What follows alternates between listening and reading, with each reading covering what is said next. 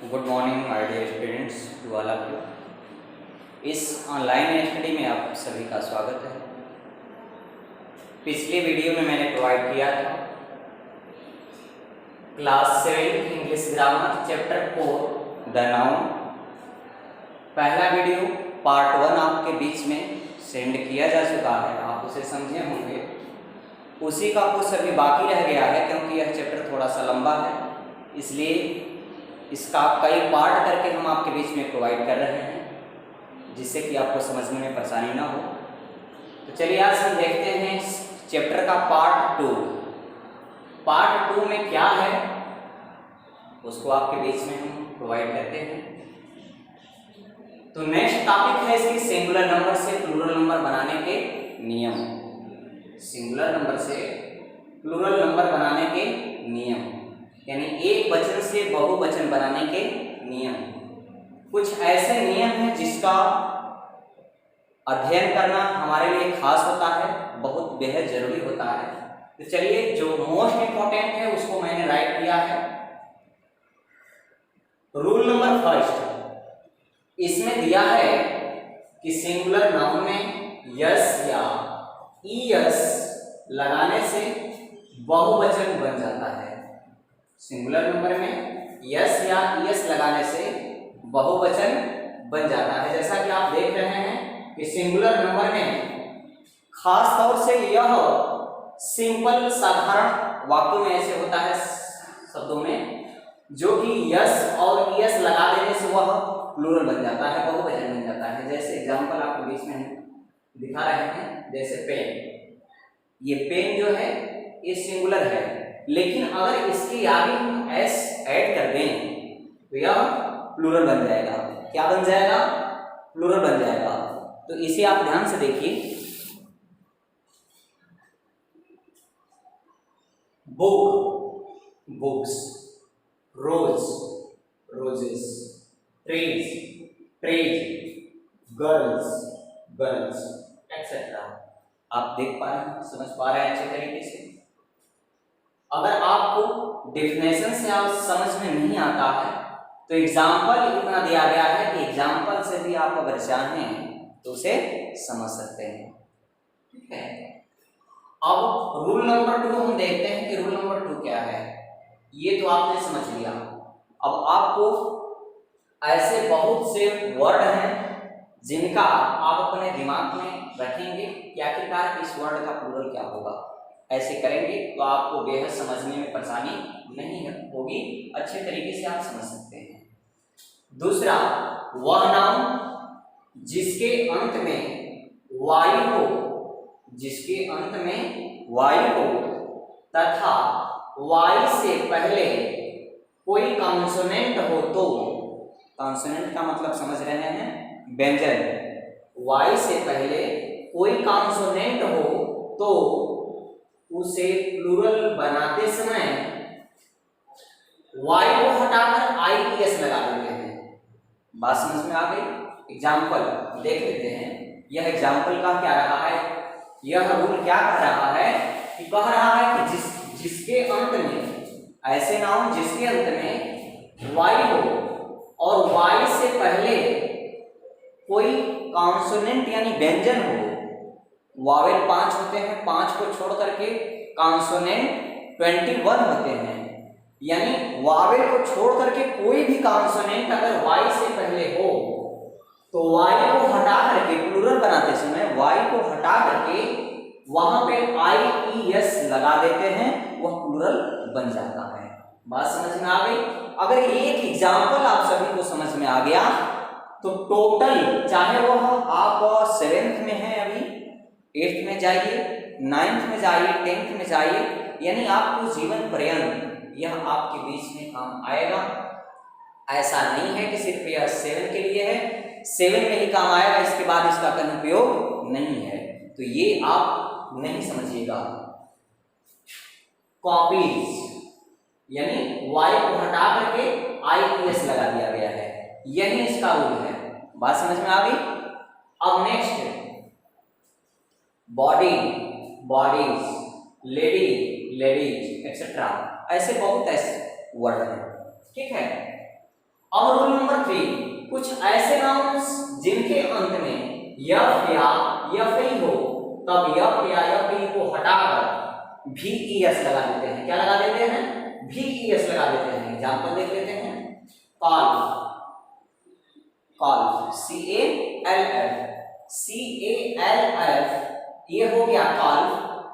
Last में F है और कह रहा है कि लास्ट में यफ हो या यफ ई हो, उसको यफ या यफ ई को हटा करके हम उसके स्थान पर VES लगा देते हैं। तो क्लियर हो गया? थिप, थिप्स, लीफ, लीव्स। आगे बात समझ में हमें अच्छे तरीके से, जहां तक उम्मीद नहीं बल्कि पूरा विश्वास है कि आप लोगों को बेहद समझ में आता होगा, क्योंकि सरल से सरल, इजी से इजी वे में मैं बताने का प्रयास कर रहा हूं ताकि आपको समझने में परेशानी ना हो। अगर इसके बावजूद भी आपको समझ में नहीं आ रहा है, आप पूछिए, उसे बार बार रिपीट करिए, क्यों नहीं आएगा समझ में, ठीक है। रूल नंबर 4, जिन नाउन के अंत में यस या डबल यस या सीएच या यक्स हो तो, ध्यान दीजिए, यस या डबल यस या सीएच या फिर यक्स हो तो उनके अंत में ES जोड़कर प्लूरल बनाते हैं। अगर ये सब अक्षर हैं लास्ट में जिस नाउन के, तो इस उनके अंत में ES जोड़ करके हम प्लूरल बना देते हैं। जैसे आइए देखते हैं, फॉक्स, अक्षर को हटाते नहीं है, ये ध्यान देना है। FOX, फॉक्स, इसका प्लूरल फॉक्सेस, ठीक है। क्लास, क्लासेस, पास, पासेस, गैस, गैसेस, बस, बसेस, एक्सेट्रा। यानी इस लास्ट वाले अक्षर को हटाना नहीं है, उसके आगे ही ES जोड़ करके प्लूरल बनाते हैं। ध्यान से आप पढ़ेंगे, क्लियर समझ में आएगा। रूल नंबर 5, जिन नाउन के अंत में O हो उनमें भी ES जोड़ करके प्लूरल बनाते हैं। Example, hero, heroes, mango, mangoes, potato, potatoes, buffalo, buffaloes, etcetera. Potato सभी लोग खाए होंगे, और जिनको नहीं पता पोटैटो मीन्स होता क्या है, तो मैं बताऊंगा नहीं, बस संकेत कर सकता हूं कि वो आपके घर में है, आप उसे डेली यूज करते हैं। अब कोई न यूज करे वो अलग की बात है, अपवाद है, लेकिन ज्यादातर लोगों के घरों में ये लगभग दिनचर्या है कि वो इसे खाते होंगे। यानी कहने का आशा है, पोटैटो मीन्स होता है क्या, आप उसे समझ गए होंगे, है ना। तो ये क्लियर हो गया होगा। अब इसी में रूल नंबर 5 में ही कुछ ऐसे अपवाद टाइप हैं जिनको वो भी दर्शाया गया है कि लेकिन कुछ नाउन जो ओ में समाप्त होते हैं उनमें केवल यस जोड़ करके प्लूरल बनाते हैं।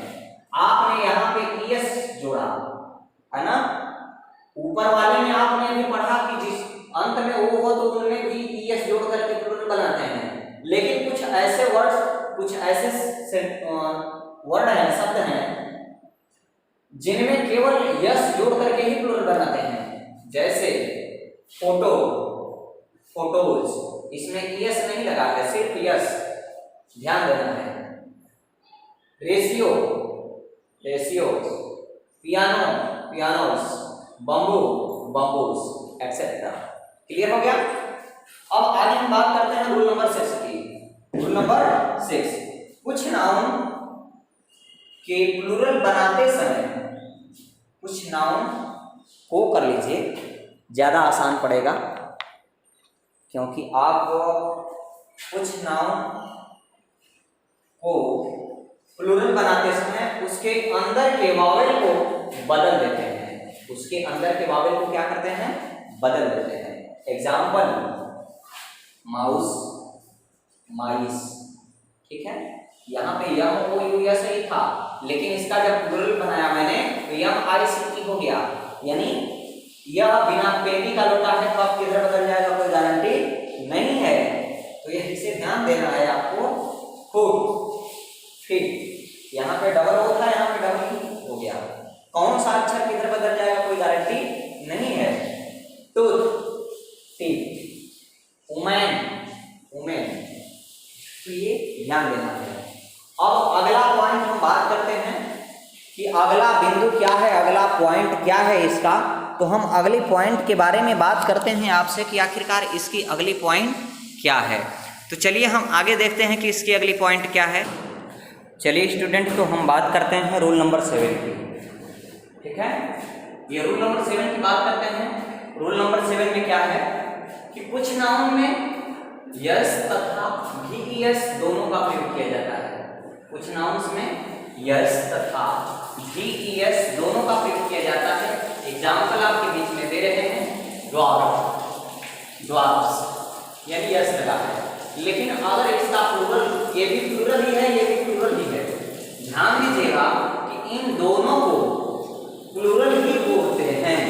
अगर ये भी अगर कोई लिख दे तो गलत नहीं होगा, ये भी कोई लिख दे तो गलत नहीं होगा, दोनों सही होगा। वही चीज इसमें बता रहा है कि यस तथा वीएस दोनों का प्रयोग किया जाता है। अगर ऐसे वर्डों में अगर आप ये लिखें या फिर ये लिखें, लेकिन दोनों सही होगा। हो, होप्स, होप्स, एक्सेट्रा, इस प्रकार से। बात समझ में आ गई। अब हम अगली हेडिंग की बात करते हैं कि जेंडर ऑफ नाउन। आपने सिंगुलर को प्लूरल में बदलने के नियम को पढ़ा, जाना, अच्छे तरीके से समझा और बेहद तरीके से आपको समझ भी आया होगा। लेकिन अब हम बात करते हैं आपके बीच कि जेंडर ऑफ नाउन, लिंग, ये लिंग होता क्या है, इसके विषय में हम बात कर लेते हैं, जान लेते हैं। और वैसे भी आप पिछले कक्षा में पढ़े हैं, बस ये चीज़ मैं आपके बीच में इसलिए प्रोवाइड कर रहा हूँ कि ताकि आप उसको अच्छे तरीके से और बड़ा विस्तार रूप से जान सकें, उसके बारे में समझ सकें। जैसे जैसे क्लास आपका आगे जाएगा वैसे वैसे वही चीज विस्तार रूप से मिलता जाएगा। इस चीज को ध्यान देना है। तो आप सिर्फ इसको यहीं तक ही सीमित नहीं, बल्कि ऐसा पढ़िए कि वह आपको हमेशा काम दे। ठीक है, तो चलिए हम बात करते हैं लिंग के बारे में।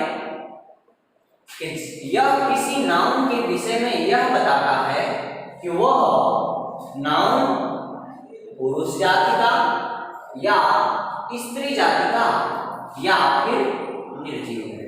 इसके बारे में यह लिंग जानकारी देता है कि वह पुरुष जाति का है या फिर स्त्री जाति का है या फिर वह निर्जीव वस्तु है।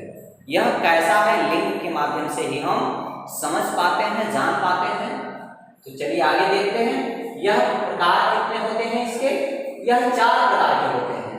कौन कौन सा, ये भी देख लेते हैं। पहला है मैस्कुलिन जेंडर। मैस्कुलिन जेंडर यानी पुल्लिंग, यानी पुरुष लिंग जिसे बोलते हैं। ठीक है, तो इसके विषय में भी थोड़ा थोड़ा बात हम कर लेते हैं कि आखिरकार ये पुल्लिंग होता क्या है। जब किसी नाउन से पुरुष जाति का बोध होता है तब वह मैस्कुलिन जेंडर कहलाता है। तब क्या कहलाता है? मैस्कुलिन जेंडर कहलाता है। Example, boys, horse, man, etcetera. यह पुरुष जाति, बॉय मीन्स होता है लड़का, है ना। इसका जेंडर अगर चेंज करेंगे तो क्या होगा? गर्ल। तो ये दोनों जाति का बोध करा रहा है कि यह पुरुष लिंग है कि स्त्रीलिंग है या फिर कौन सा लिंग है। ठीक है, दूसरा फेमिनाइन जेंडर, स्त्रीलिंग। जब किसी नाउन से स्त्री जाति का बोध होता है, जब किसी नाउन से स्त्री जाति का बोध होता है उसे हम क्या कहते हैं? उसे कौन सा जेंडर कहते हैं? फेमिनाइन जेंडर कहते हैं, यानी स्त्रीलिंग कहते हैं। एग्जाम्पल, गर्ल, मेयर, वुमेन, हेम, एक्सेट्रा। यानी यह सब क्या है? स्त्रीलिंग है, फेमिनाइन जेंडर है। क्लियर? बात स्पष्ट हो रही है सभी लोगों तक हमारी, जो मैं जिस लैंग्वेज में मैं आपको यह वीडियो प्रोवाइड करा रहा हूँ, क्या आपको अच्छे तरीके से समझ में आ रहा है? अगर आ रहा है तो अच्छी बात है, अगर नहीं आ रहा है तो आप उसे प्रयास करिए कि आए। एक बार में नहीं आ रहा है, 2 बार पढ़िए, 3 बार पढ़िए, 4 बार पढ़िए, वह जरूर आएगा, क्योंकि सरल से सरल, इजी से इजी वे में मैं आपको बताने का प्रयास कर रहा हूं। तीसरा है कॉमन जेंडर, उभयलिंग, है ना। उभयलिंग क्या होता है? ऐसे नाउन जिनका प्रयोग पुरुष तथा स्त्री दोनों जाति के लिए किया जाता है, यानी पुरुष जाति के लिए भी किया जाता है और स्त्री जाति के लिए भी किया जाता है। तो ऐसे जेंडर किसमें आते हैं? कॉमन जेंडर में आते हैं। कॉमन मीन्स ही होता है उभयलिंग, यानी दोनों में जो हो। कॉमन का मतलब होता है सहभागिता करने वाला, दोनों में साथ चलने वाला, यानी वह पुरुष में भी हो सकता है और स्त्री में भी हो सकता है। कॉमन का मतलब यही होता है। Example friend. अब यह फ्रेंड से क्या आप समझ पाएंगे कि यह स्त्री का है या पुरुष का है? ऐसे वर्ड्स कॉमन जेंडर में कहलाते हैं। बात समझ में आ रही है? यानी ये फ्रेंड, हमने फ्रेंड बोला तो इस फ्रेंड के बोलने से हमको ये नहीं समझ में आ पा रहा है कि आखिरकार यह क्या है। यानी यह जो फ्रेंड है, ये फ्रेंड स्त्री में है या फिर पुरुष में है, यह क्लियर नहीं हो रहा है। यह स्त्री का भी हो सकता है, पुरुष का भी हो सकता है। बात समझ में आ रही है? स्टूडेंट। अब स्टूडेंट अगर हम बोलें तो स्टूडेंट ऑल स्टूडेंट हो जाते हैं, चाहे वह बॉयज हो या फिर गर्ल्स हो, सभी के सभी स्टूडेंट कहलाते हैं। टीचर भी, उस टीचर में लेडीज टीचर भी हो सकती है, जेंट्स टीचर भी हो सकता है। तो इस प्रकार से ऐसे कुछ वर्ड्स हैं जो कि कॉमन जेंडर के अंतर्गत आते हैं। नेक्स्ट है न्यूट्रल जेंडर। अब न्यूट्रल जेंडर में होता है नपुंसकलिंग, यानी वह ऐसे लिंग जो नाउन निर्जीव वस्तु के लिए प्रयोग होते हैं, जो नाउन निर्जीव वस्तु के लिए प्रयोग होते हैं, न्यूट्रल जेंडर कहलाते हैं। Example pen, pencil, book, table, duster etcetera. ऐसे बहुत से हैं वस्तु जो कि किसमें आते हैं? न्यूट्रल जेंडर में आते हैं। तो आप सभी को समझ में आया होगा, है ना? बेहद अच्छे तरीके से समझ में आया होगा। अब हम इस पार्ट को हम यहीं पे खत्म करते हैं, ताकि ज्यादा लंबा भी हो जाएगा तो आपको समझने में परेशानी होगी। इसलिए मैं इस वीडियो को यहीं पे एंड करता हूं, और इसके आगे भी है वो आपको पार्ट 3 में मैं प्रोवाइड कराऊंगा, क्योंकि यह चैप्टर थोड़ा सा लॉन्ग है, इसलिए आपको 2-3 पार्टों में करके वीडियो प्रोवाइड किया जा रहा है। आप उसे समझें, देखें। अगर आपको जो समझ में नहीं आ रहा है, आप उसे कॉल करके व्हाट्सएप के माध्यम से या फिर नीचे कमेंट बॉक्स के माध्यम से कमेंट करके आप अपने क्वेश्चन का सलूशन कर सकते हैं। तो मैं इस वीडियो को यहीं पे एंड करता हूँ, इस क्लास को यहीं पे एंड करता हूँ। तब तक के लिए best of luck. Thank you very much.